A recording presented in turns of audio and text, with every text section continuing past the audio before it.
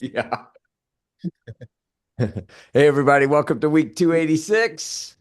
Only 14 weeks from our 300th week anniversary.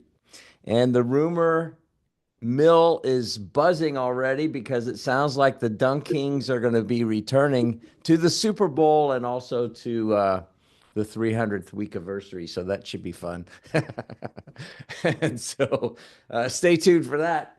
Um, as people are getting on here, you guys know the drill. Hit us up with your questions in the Q&A, harass us in the chats, but be gentle on us because we're still getting our feet underneath us for 2026. So, um, before we dive into, hey, some of these things that are deal killers and all that kind of stuff, let's talk about anything else that people should be thinking about with regard, whether it be changes in rules, regulations, uh, anything else on the beginning of the new year from just the seasons of the consumer mindset, etc. Oh, it's good to see that Firefly's AI is on.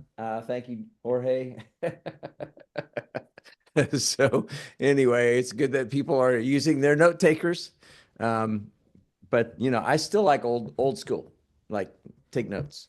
So anyway, um, Adam, let's hit you with current events and whatever's on your mind first before we go into Jack. How about that? I can't help myself. So I got forwarded this flat bill cap, dude. Um, Notice the first problem is he's wearing an Arizona State Sun Devil shirt, or his hat, which, I went to Arizona State, so that says everything you need to know about that. Um, but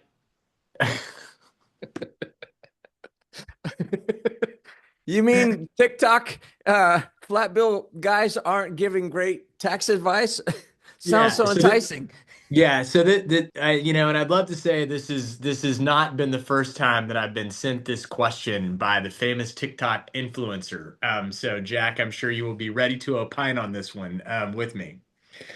It's basically, dude, your accountant or air quote lawyer is the dumbest guy on the planet. He doesn't know these little tax tricks. Like they tell you should set up as an LLC, but the problem with that is that the LLC doesn't pay taxes, you do, because, when the LLC makes money, it flows through on a K-1 to you personally. But if instead, wait for it, Jack, you put the business in a trust, you won't pay taxes anymore personally. Oh, Uh, really? yeah, Wow. I didn't that's know that. magical. That's magical. Why aren't we all doing that? Oh, wait, Flat Bill Cap Guy, you forgot to mention that trusts pay taxes. If you don't, and by the way, the rate's higher. Way to go, Flat Bill Guy Cap Guy. If you need a new CPA, I'm available.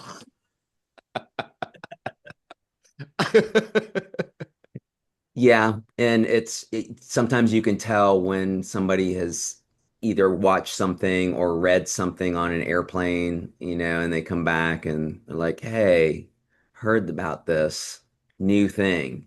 It's like, first of all, it's not new, and to your point, if it were so good, everybody would be doing it. So, yeah, no. Yeah. Yeah. Social media does have its own downfalls. Is he one of our normal listeners, Yeah, Joe? flat bill. I mean, wait a second. Hold on a minute. The problem is if I bring it up again, then you'll see who sent it to me. So I'll try to put my thumb over that Your part. Yeah, screen. it's flat. Yeah, that's who we should be taking tax Well, advice from. no. That guy right there. Yeah. So so we know Your who's hand who's the your credible resource. your hand revealed your source. Yeah, sorry. Yeah, Love you, you didn't Todd. hear. He's not on the call, but love you, Todd. Don't tell them. Don't tell them. Yeah, again, Yeah. he's a good company. He's not the only one that sent me that. So Yeah. Oh yeah. All Well, right. So I guess I'll throw a few things into the pot before we get to the main story, which is, I just have been reading some articles as to figuring out or what other people's opinions are, perspectives are on just generally the economy and to Gary's point, what maybe some at the forefront legal issues other than what is at the Supreme Court that people have heard about. So there were some surveys by J.P. Morgan Chase and other banks that show majority of middle market firms are beginning 2026 with confidence, experiencing revenue growth, and willing to invest in hiring and efficiency improvements, and 86% expect revenue gains in Q1, and many are planning expenditures to boost operations. Now, because this is a summary, I have no idea what the data really is, what the data set is, who are these middle market firms and that kind of thing. But it is a consistent message that I'm hearing that, okay, um, and it's typical that we all get used to the new norm of things. I think that we're over the chaos of the stress of the chaos of tariffs and those kind of things. We have other things to distract us. Not that there's still not ongoing issues with it and money being collected that may not have been collected legally. And then when do these business owners get their money back that have paid these tariffs? So there's still all those issues, but it seems like that generally there's optimism for 2026. Some of the legal issues are going to deal with employment issues, dealing with non-competes, non-solicitations, and those kind of things from a regulatory standpoint, and whether federal regulators can create a top-down regime of what is allowed and permissible in all of our employment contracts or in the restrictive covenants. I have said this before when this first came about many months ago, which is that, employment is state regulated, and to put a federal topical solution or rule for everyone is going to be difficult and will be challenged. There relatedly issues with or adjustments to wages and benefits and those kind of things, and presumably the way those things are taxed and what can be taxed, minimum wages, those kind of things. Um, so those are things that are in our future. And then, as you might expect, and maybe this is me being Captain Obvious, but the whole AI thing. And yeah. how is that going to be regulated? How is that going to be permitted to be used? Um, who owns the AI? Who owns, there's an owner of the information, maybe, and then there's an owner of the method, the machine of how it's compiled, the compilation. And so, how are all those things going to be regulated and not be deemed a violation of someone's copyright? And how do you keep yourself out of hot water for violating someone else's copyright? So, all those things coming about. And then, as far as patents on this technology, is it derivative of current technology? So all these things, I mean, and it's mind-boggling how fast this stuff is being developed and the growth of technology exponentially, from decade to decade, and even more so in recent years that it's increased exponentially. So those are the things that I think are going to be on people's minds as far as what's going to bubble up as far as the rules in the form of statutes and regulations, both on the federal, state, and local level. So, we're only 15 days into this new year, but hey, it is the 15th. It's Are we observing MLK today? Because it's normally the 15th. I don't know. I don't know. Um, well, the banks are closed on Monday, Oh, so okay. it's There you still go. So observed that's on Monday, so okay, that cool. everybody gets a 3-day weekend. All right, cool. So today is his birthday, and so is my oldest son's 39th birthday today, which is so awesome.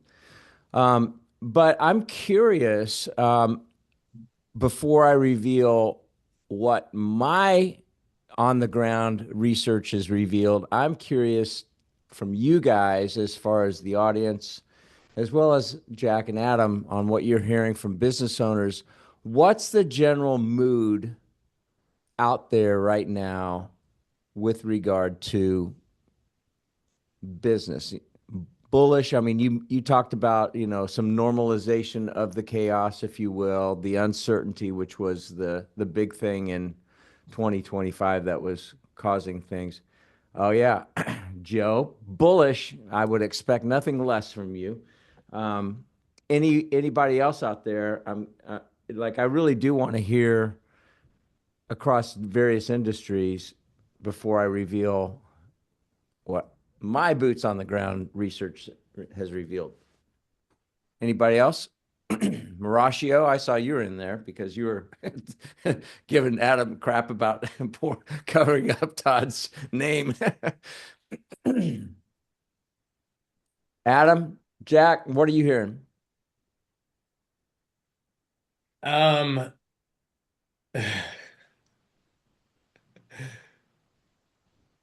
not way better, but not significantly worse. It's hard to, in other words, like I appreciate Joe saying that, because he does generally have a positive attitude. So it's hard to say, does bullish actually mean better than ever, or does that just mean like not worse, than today? But I think I think most of the people that I've been talking to have been more of a meh, you know, not worse, I'm just so that's been more that's been more what our what our what our feelings have had. Like even the people that have been up, as far as tax planning have gone, um haven't necessarily, when you ask the questions like, hey, is this going to continue, they're like, I don't know. They're not, in other words, they're not like, yeah, you can bet my house on it, this is going to be like another 10-year run. It's still like, I don't know. Like the rug could get pulled out from under me at any point in time.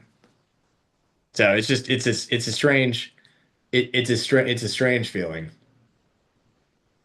I think there's a lot of optimism, and I think it's technology driven, AI driven, that people are feeling more confident about what they can do with it's a limited amount of time, but it's the same limited amount of time that you've had, but just being able to do more and be more efficient.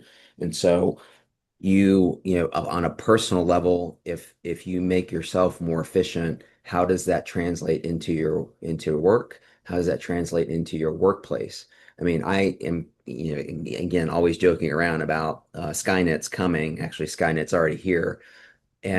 But yet this past weekend, I took a photograph of the light that is over one of the lights that's over my stove.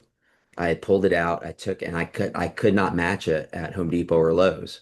Well, lo and Hmm. behold, thank you, Chat GPT, who says, congratulations, you're one of the few that have this particular KitchenAid that was manufactured with a different bulb with different wattage that you're never going to find anywhere, except when you order it, especially order it. And I'm like, okay, that's fine. Wow. But I mean, I couldn't figure it out on my own because it was, an anomaly in the manufacturing process when KitchenAid decided to do this, and then they abandoned that and went back to the normal bulbs that you can get at Home Depot. So it's things like that that I think that the efficiencies and again are making people more confident in what they can do and how they can be more efficient.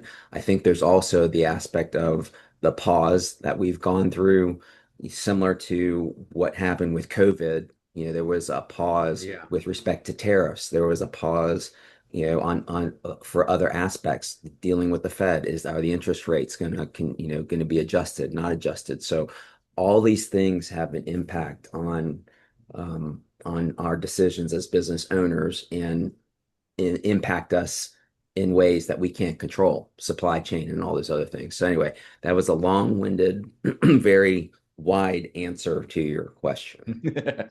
I would expect nothing less from you. But you are an attorney. So, and we do appreciate you. Thank you, by the way, for sitting next to me at the best year ever yesterday. That was fun. Um, Couple things. So Joseph chimes in here and he says, "Hey, he just came back from Las Vegas. Said had the highest attendance since pre-19. Many of the AI companies describe this period of time as a gold rush." Oh, that's interesting. Um, Jim Marascio says, "I'm more bullish than I was last summer. My experience in the marketplace is that businesses are more optimistic than they were in the first half of last year." And Joe says, "I think the tariff panic has taught businesses they can adapt to whatever happens." A couple of things in that. This adaptation is the big deal. Um, and hopefully we haven't forgotten the lessons learned from COVID, which was, hey, those that kind of sit around, look at the sky and wonder what's next are usually going to get caught flat-footed and not do so well. Those that have their eyes on the horizon and that are making adjustments to the sails as the winds shift, they seem to do better. And I think the same thing is going to be happening here with AI. Is interesting. So we interviewed Lauren Goodell, and she has a company called Xenia.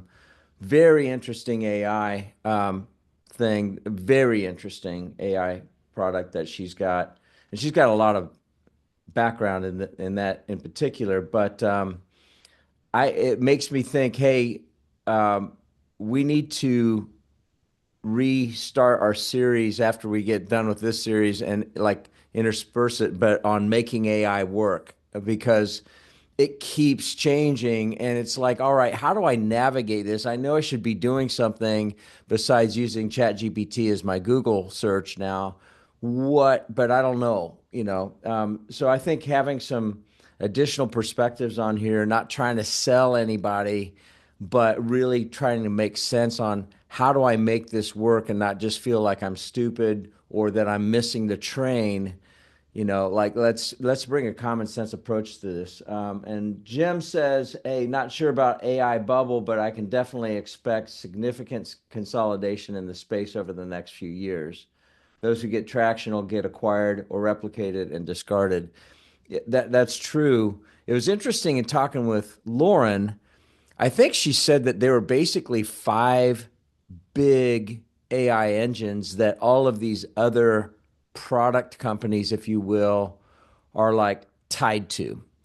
And and that a lot of these places, I think kind of like what we saw 25 years ago in the .com world, everybody knew .com was going to be the thing, but there were a lot of companies out there that had smoke and hype and flat bill guys out there, talking about gooey eyeballs that went by the wayside. Even big consolidators that I was betting on and put money on and failed on my bet with March 1st when it went down.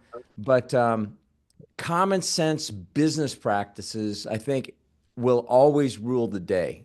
You know, be careful of the gold rush, but those who still have common sense business practices versus buying the hype on TikTok or whatever is part of a deal. So, oh, hey, so Joseph hits at CES. He was part of an expert panel talking a bit about AI, private equity, infrastructure build out over an hour or so.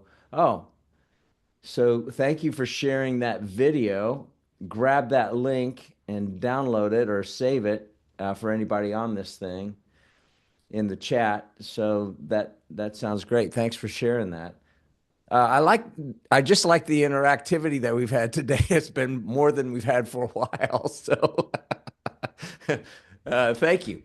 Um, so anything else that you guys want to talk about before? And listen, if you want to change subjects while we're going into this thing, you've got a couple experts with Adam and Jack, and then just, eye candy over here. So, feel free to hit us up.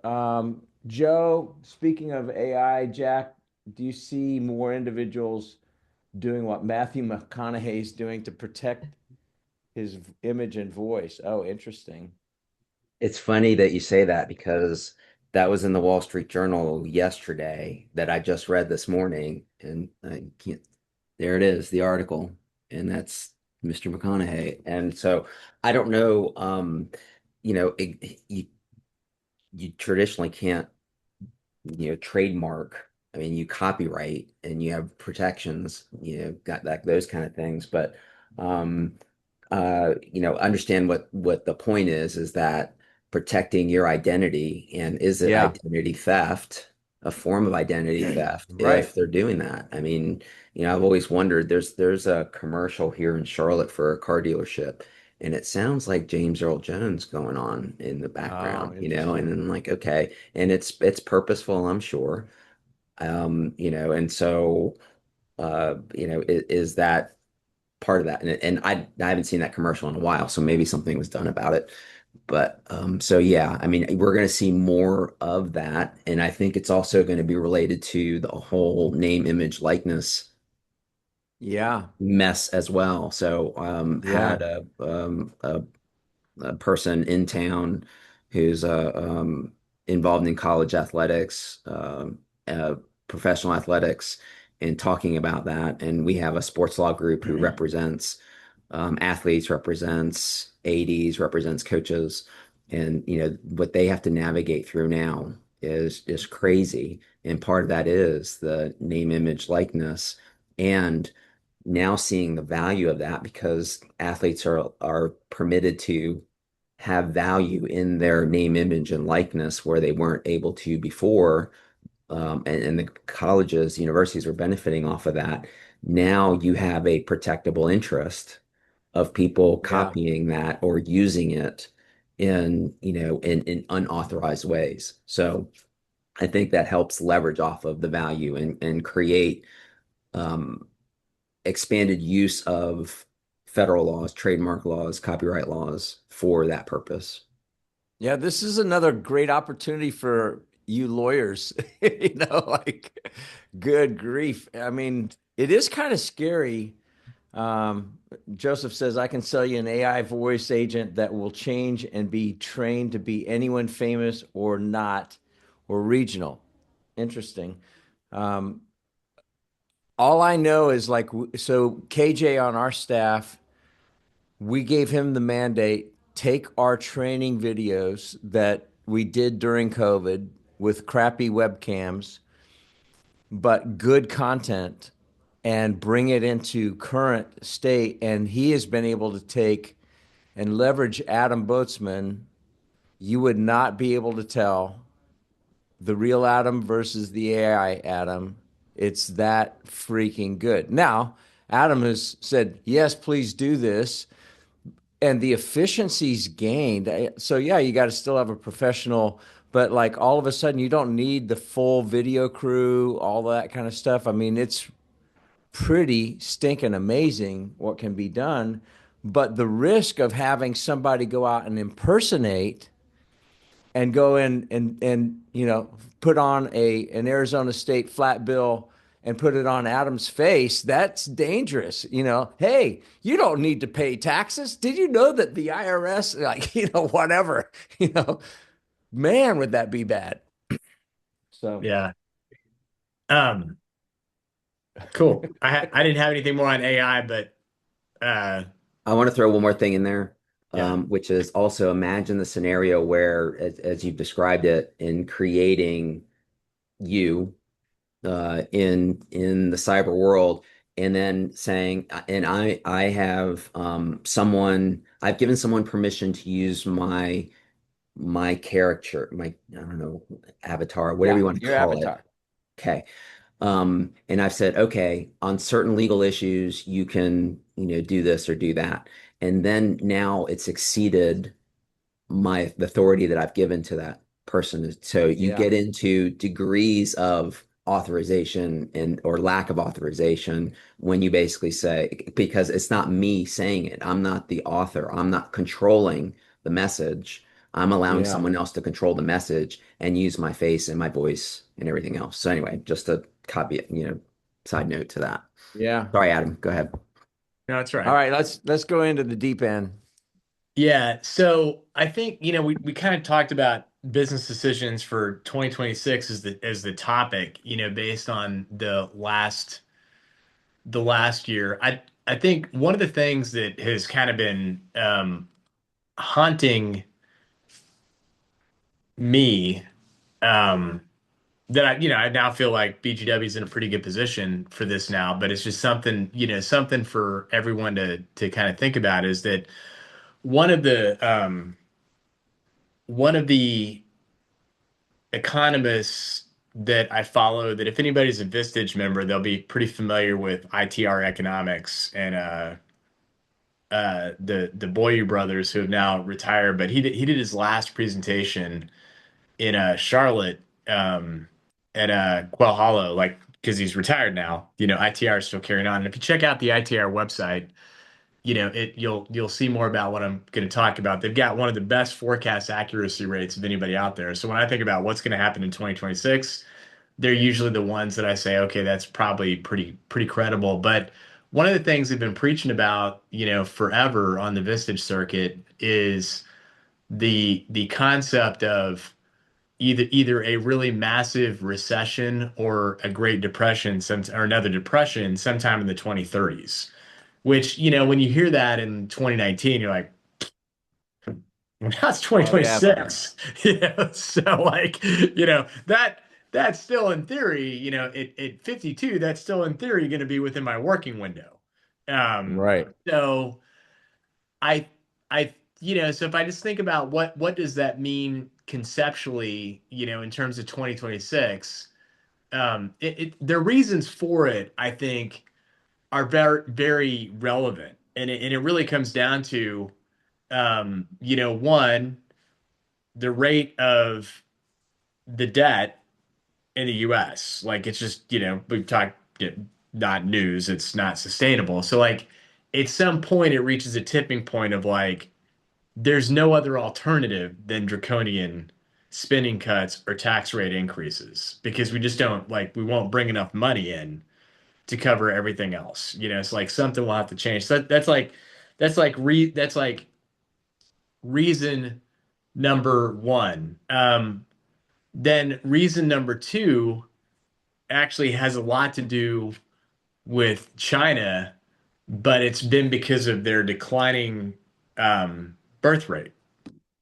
So like, hey, they're just going to have, less people doing stuff, so there's going to be a decline in resource production. Then we're going to be fighting over stuff, and that's going to cause prices to grow up. And but so it's like it's all very plausible as to why these things might occur without having some change in the inflection point that happens today. So my only point in saying that, to this audience, is that what I thought about is like, how do I how do I put myself to be in the best position of having a low amount of risk in the mid 2030s. And that may seem like a long ways off, but effectively it means like, hey, I've got a balance sheet that can support if I drop by 25 or 30, if my income dropped by 25 or 30 or 40%, could I still, could I still survive,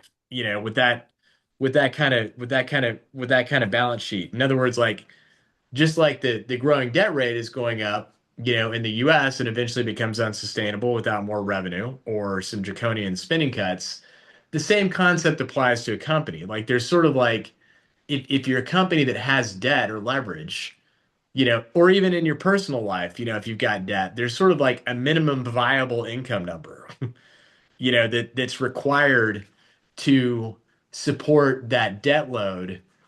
And the only option is to either reduce the debt, or otherwise make some more money. But if some of the money starts to go away, then what I really need to do is to reduce the debt. So my only point in saying all of that again is that I also in 2026, I feel like it's a prudent exercise to really be thinking through truly, okay, how do I maximize the value of this company by 2030? Like if I was to take this as a marching order, it would be how do I maximize the value of this company by 2030, which may mean taking on a little bit more debt, you know, but so that I can generate enough cash flow such that either I'm in a safe spot personally and or alternatively I've got the cash flow now available to where I can be in the process of retiring debt, not adding to it, in terms of de-risking my balance sheet. So I know that was kind of a long soliloquy, but I think in 2026, going back to, it's funny, very, very similar to where, you know, most, I can say for me personally, and most of the people that I've talked to, at the presidential election level, I have not voted for anybody in 3 or 4 election cycles. I voted against people. I voted for no one. I voted against people. So it's just been a long time since like there was normalcy. They're like, so Yeah. I feel like as we were talking about like the optimism and stuff like that, what I was thinking through in the back of my head was like, when was the last time I felt normal? And it's been like we're coming up on almost a decade. Like you know, um, pretty. I'd say Jack, agree or disagree, but like 14 to 19 was a pretty good run. Like, maybe you bump up a little bit earlier and kind of go 2012. So 12 to 19, pretty good run. And nothing's felt real normal, completely since then. It's all just been a different normal, but not like what it felt like in the past, which is just a long way of saying like I don't think that I've really thought through long range planning strategically in a long time. Like truly, really, Yeah. sat down and thought about it, and it made me think like, hey, that probably would be a good exercise is to think through like truly not like well, in other words, like don't pay lip service to the whole um yeah, set a BHAG for 10 years, and it's so big, even if you only hit 60. No, I'm talking like really do some planning. Like, what would it really, like let not months, but more than 5 minutes of discussion. Yeah. What really could the next 10 years look like? So that editorial done. That's what So I was thinking about is like, hey, what would be one thing that I would really like to see myself do in 2026? That would be it. I gave this book recommendation to Adam so that we can actually do that. But I read this at the request of Dave Zerfas, who makes Zig Ziglar look like a low energy man. But Zerfas is one of the most exponential thinkers I know on the planet.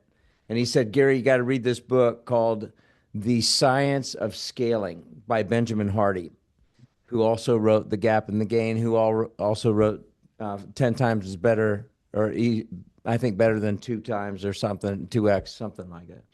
Anyway, uh, that book I can't recommend highly enough. I was able to finish it on half of a flight going out to California a week ago. And so I highly recommend it because it will make you think differently. I want to address what Derek Painter. By the way, Happy New Year to you, Derek. Good to see you here. I can see AI giving more sophisticated private equity groups the ability to redeploy their existing AI processes when buying companies with huge competitive advantages versus family and employees who likely can't afford to leverage the purchase and make the significant investment into AI. Could that be a market changer as we continue to see the silver wave play out? Frankly, that was a big thing for us when we joined forces with Ascend, because I mean, they've got what, 18 or 19 full-time AI people now, building some stuff to boil the ocean. It's kind of interesting. Um, I think you raised a great point there. So, oh, Joe, makes me wonder if their business model will still be relevant to the marketplace despite changing regulations, changing demographics, changing needs from customers. My gut is probably, but at the end of the day, AI can enable a bunch of stuff, but as humans, we still want to connect with humans. I mean, you know, I I I like the AI Adam, but I actually like the real Adam a whole lot better because I can actually have interactivity that is a lot more fun. So, and I think people, if you look at places that have high touch, white glove service, I don't think those are going to go away. I think AI is going to enable things to be better, but nonetheless, we'll see. Um, Jack, you've been quiet there for a little bit.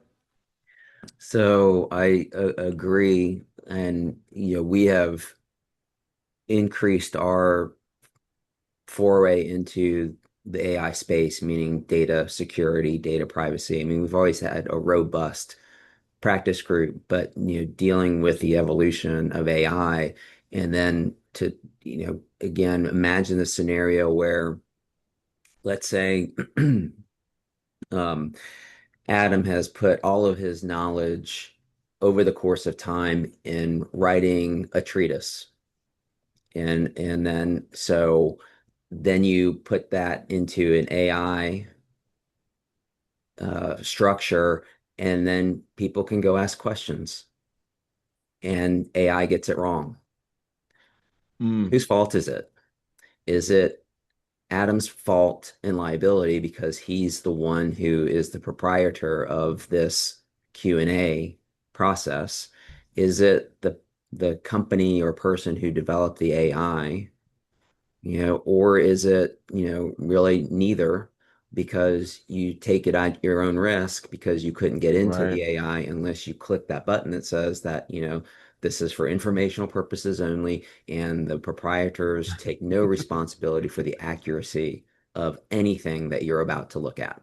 So and those kind of things. But then, that's public facing. But what happens when you use AI, you're a publicly traded company, you use AI to compile various parts of your public reporting reports, and if something gets missed or is a mistake, and then you have investors who are reasonably relying upon the documents that are put out there.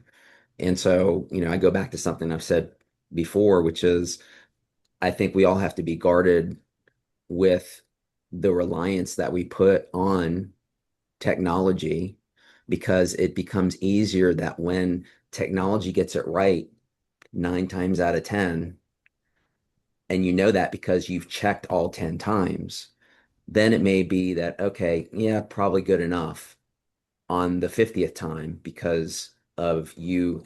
So you're not checking it. So and I only say that because that's on our minds as owners of the law firm, that now we have our younger people using AI, and we need to make sure, and we've come up with rules of how you use and don't use AI in the firm, and we have to watch videos of that, and certify that we've watched it and we're going to do what it says. And I'm sure that we're going to have to watch a video every year, if not more often, on AI and what can and can't be done with it within the confines of the firm.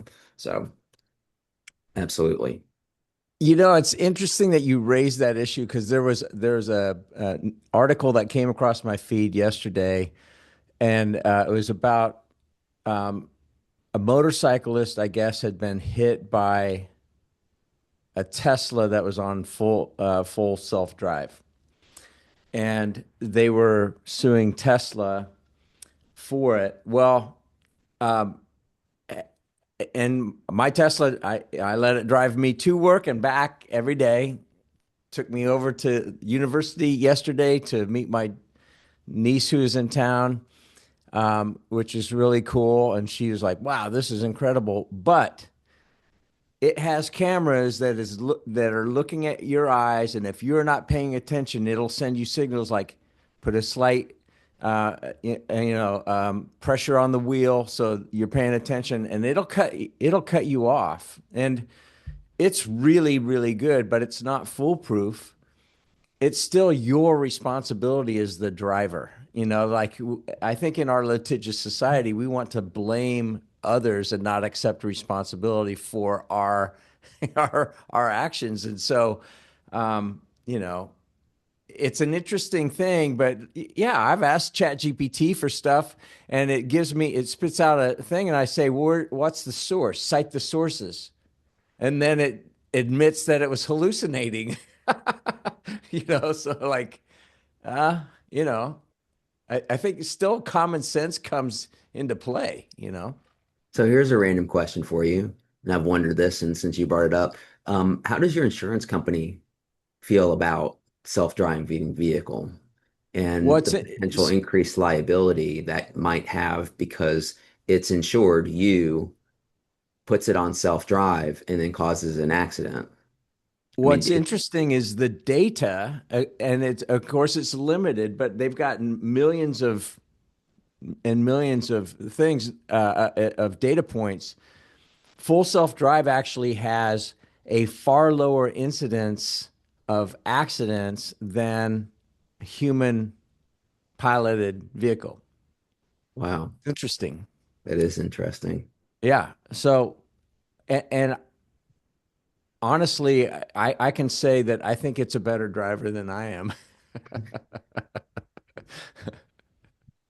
So I don't know. Yeah, But you got to watch out for the potholes. I mean, like yes. it does not see a pothole. So like not yet. It sees people.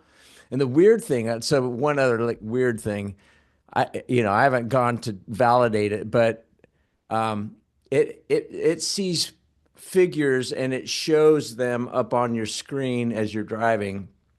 So it's very cognizant. Even coming in, there was road work being done. There were people by a truck. It saw them. It slows down. It's hesitant. It's looking. It proceeds with caution. Very cool.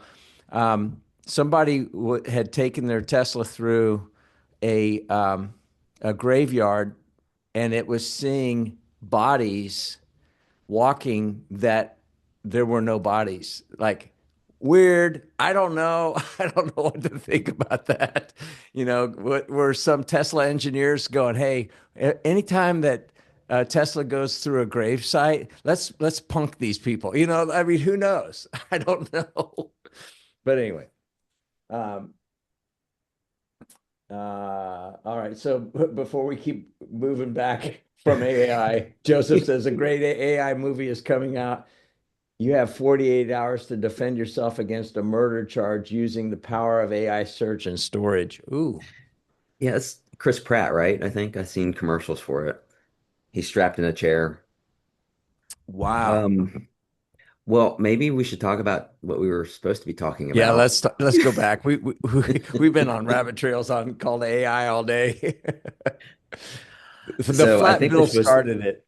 Yeah, that's true. All right, but let's blame someone else. Yeah. All right, so I think we're supposed to be talking about kind of the silent disqualifiers, Yeah. essentially, and so it's an interesting topic and relevant to me because we recently have had a buyer. We represent the seller who has gotten hot and cold, and they're telling my client the reasons why they are out.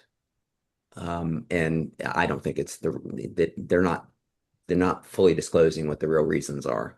I mean, I reminded my client that where kind of the challenges are for a buyer, which are the challenges that he's been facing, and the reason why he wants to sell is because he doesn't want to. He's at an age he doesn't want to invest time. He doesn't want to invest more money. He believes it's in better hands, and so, what does that mean?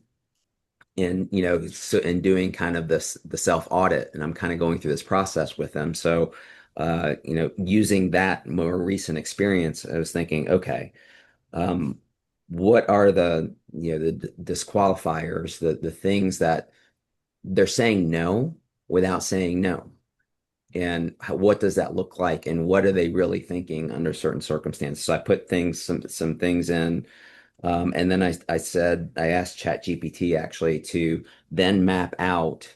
So if these are the true reasons, what do buyers actually say to their sellers? And were the underlying reasons for those things? And I gave it a little bit of a push and said, okay, these are my thoughts on certain things that when, for example, you have a buyer or seller owner that's heavily involved in the business, and their initial reaction to that is, okay, can we run the business without this person? And so if they get a sense that it's possibly not, because that person is so ingrained and hasn't built out, let's say, a management team, or at least someone else, one individual that is also knows enough about the business to run it. So that way, if something happens.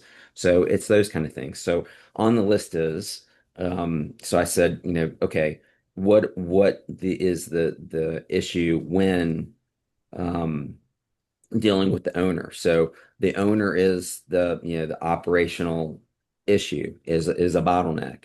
And what that means is that, okay, can the business be scaled down the road? Because understand, the buyers are coming at it from the perspective of, what can I do to make this better?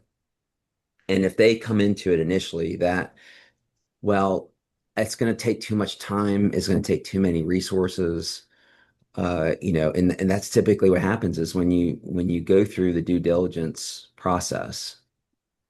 Well, let me take a step back.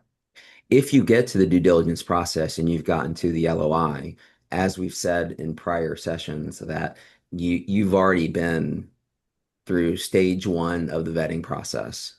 Okay, they know about you, they've inquired about you, they've done their research, and so they're, hey, we have interest in you.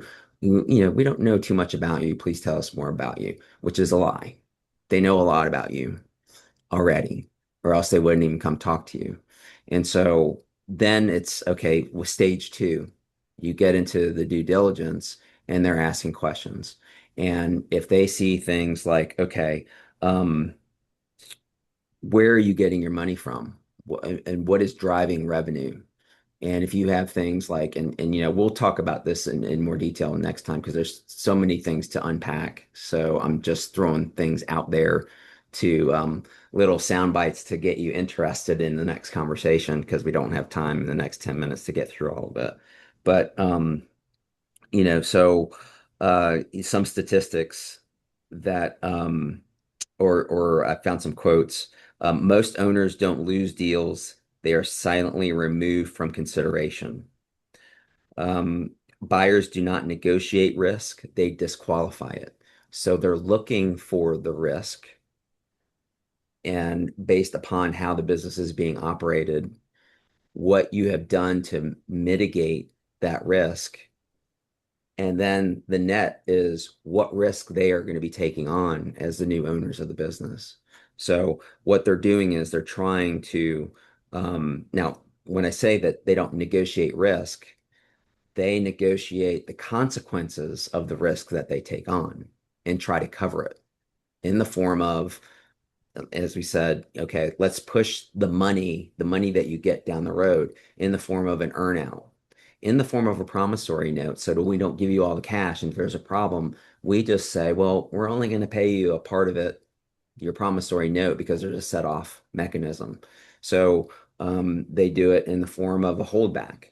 So immediately upon closing, they're holding a chunk of money. So they're doing all these things. So, don't mistake this quote that when it says buyers do not negotiate risk, which is true, they negotiate the consequences and trying to hedge against that.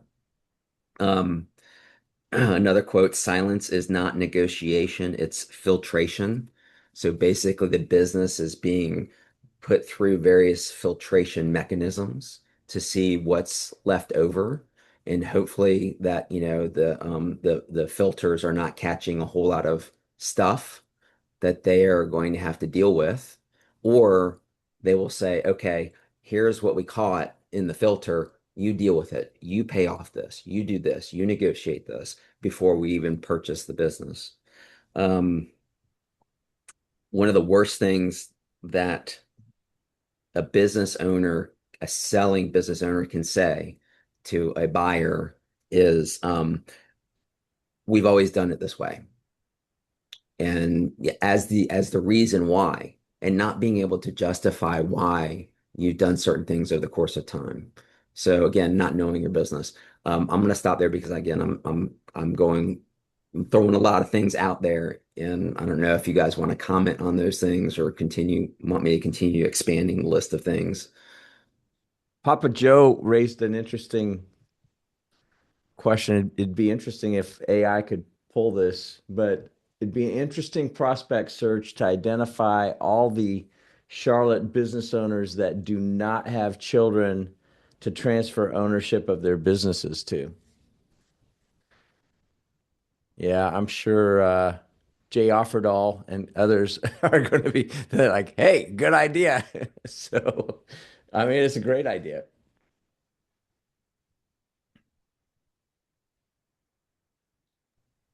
Continue on with some quotes. Actually, I don't know where the chart that was like the translation. It's like, okay, what they say, what they mean, and the reason why they mean it. Okay.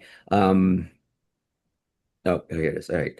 Silent disqualify. So we talked about the owner and it not being able to scale because it's super dependent on one source.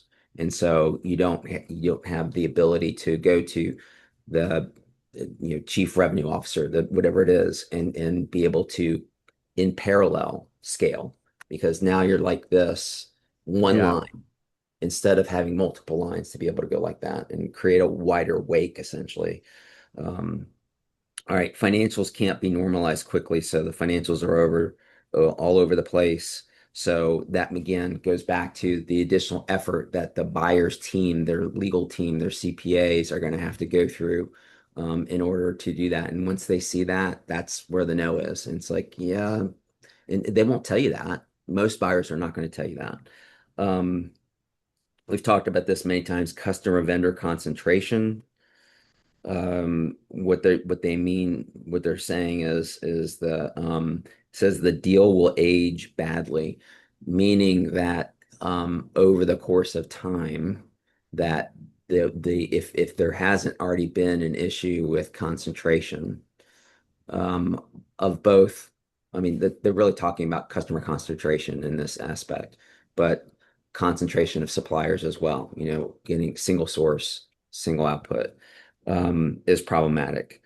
Um, no second in command, so continuity, um, weak documentation.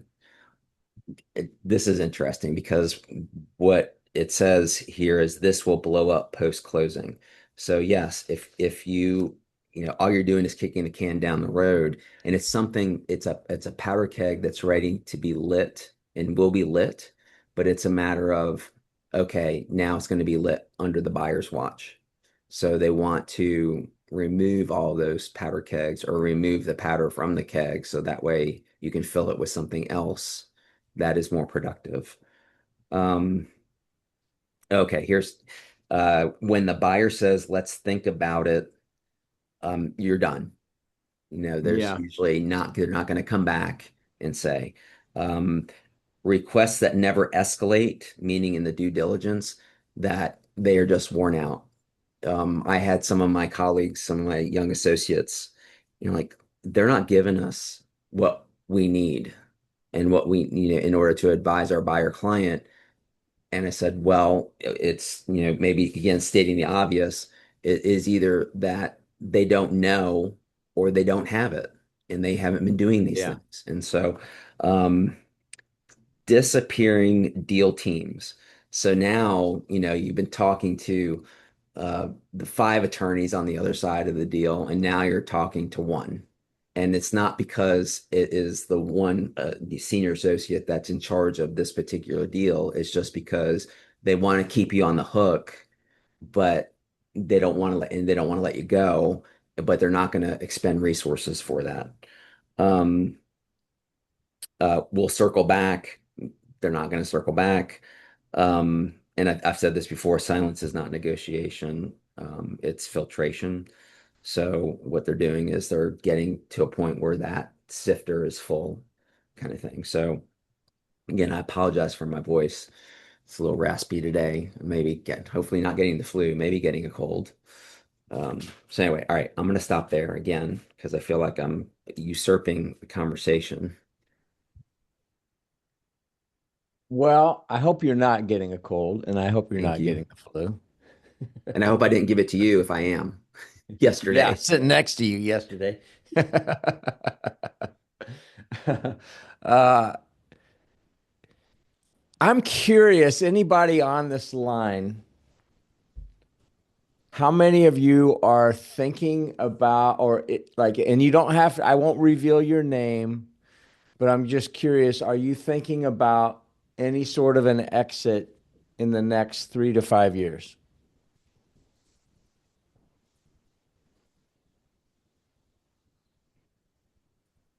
Is anyone willing That's, to admit it? yeah, I And we mean, promise we won't tell you that you're we not ready. promise, right. All right, we got one. Good. Then this is for you. Um, a lot of the simple stuff that we've said over and over and over again is really important. A lot of it's really basics. All right, good. Somebody wants to buy. Um, we're going to give you some inside baseball on what you should be looking for to get to know fast, right? Versus wasting a bunch of time, but also knowing where the levers are. It's funny because you've got levers on the buy side. If you know, hey, their books aren't that clean, whatever, the multiples just went down.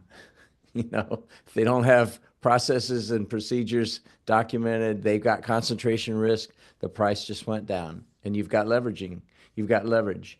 Um, on the sell side, you must realize the price went down. If you've got time and you're thinking about it, man, now's the time to be, beginning of the year, start dedicating and blocking out some time to just deal with the basics and start one bite at a time because it can be very overwhelming. Even as I think we were really buttoned up um, when we started our transaction, like the conversations were in December. We finished at the beginning of June, and it was the fastest that had been done. Like Adam and I wanted to have the fastest on record with Ascend, but that was being buttoned up, and it was still disruptive. I mean, it was still arduous. I don't know that either one of us would really want to go through it again. And we were clean, so And what's interesting, Gary, also on your comp, the multiple reduction or increase, we talk usually in whole numbers, in integers, right? I think that's right, right. So old school, integers, yeah, grade school yeah, integers, whole numbers. yeah. Um, but what happens behind the scenes is it's fractional, in decimals, if you want, you view it that way, which is okay, this issue is, worth a 2/10 deduct. off of the multiple. And that's the way that you see buyers justifying, where they may say, well, other businesses, industry, whatever it is, whatever data they have that would say that it's a five multiple, and then they have to, put all these things to lower it and not say that, well, we just don't think you're worth that, and very subjective. It is objective. And so, no, you're not going to be, no one's going to be perfect. So it comes down to, okay, when you get to this list, and let's say that you've chipped away 9/10, so you're down to a 4.1 instead of five, they're going to, do you think they're going to round? No, they're going to round down to four, or maybe even keep going down. Or let's say you got to 3.8, and they may round up because they're willing to accept the risk that has brought it down to 3.8. And they may offer four and say, okay, that's just, but they know that going. And so, at some point they're going to say no because there's too many deducts, and you're not the seller's not going to be willing to take that deduct in multiple because they believe that their value, they believe their own value is higher than what it is empirically. And again, in the eye of the beholder, of the buyer, right? Yep. All right, guys. Well, it's the midnight hour at noon. So we will put this up on BGW CPA or at BGW Advisors YouTube channel, and also the Shoemaker YouTube channel be up there later on today. Tune in next week, and also put on your calendars April 23rd, the 300th week anniversary return of the Dung Kings, and the live weekly webinar broadcast at the Hamilton at their karaoke lounge, which was so much fun. And So we will feed you and water you while you're there with us. and we'll feed you before. We're going to feed you before because most people blow out at noon. So we'll have food on the front end versus on the back end. So anyway, thank you so much, Adam and Jack. It's always so much fun, and thanks for the fun discussions and banter going back and forth, everybody. We appreciate it, and make sure that you get that link that Joseph had put in there. That'd be great. So you guys have a great week. Finish strong this week, and we'll see you next week, Lord willing, for Thank you. 287. See y'all. All right. See you guys.